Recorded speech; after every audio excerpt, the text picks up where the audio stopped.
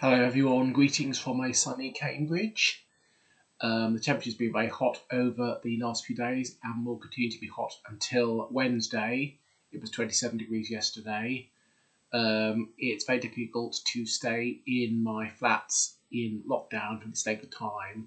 So what I normally do is I go out early in the morning, about 7:30 or 8 o'clock, and have a walk there in the clean, fresh air. Then I go out again about 2 o'clock and I sit down under a tree reading a book for about 2 to 2.5 hours. So I find it gets me out of the house and makes me feel better.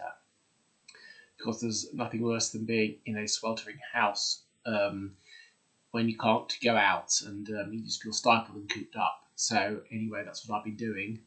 But I hope you're all okay wherever you are and making the most of the lockdown.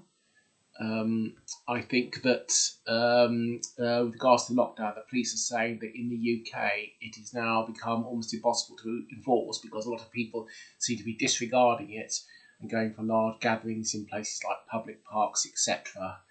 And they're doing that in London, so I think it is going to be progressively more difficult to enforce. I think basically people have taken the law into their own hands and are now really doing what they like. So I hope this doesn't have any adverse effects. But no, lockdown is getting a bit boring now after more than 2 months. For me, one of the worst things is not being able to visit anywhere.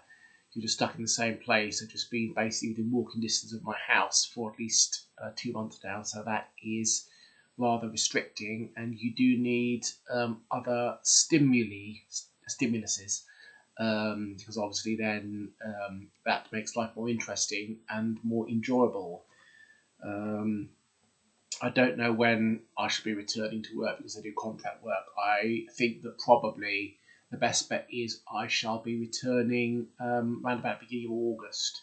But it's going to be a very difficult situation, and I know that unfortunately some people will not be able to return to their jobs because firms are making lots of redundancies, which is very unfortunate for many people who have given sterling service over many years.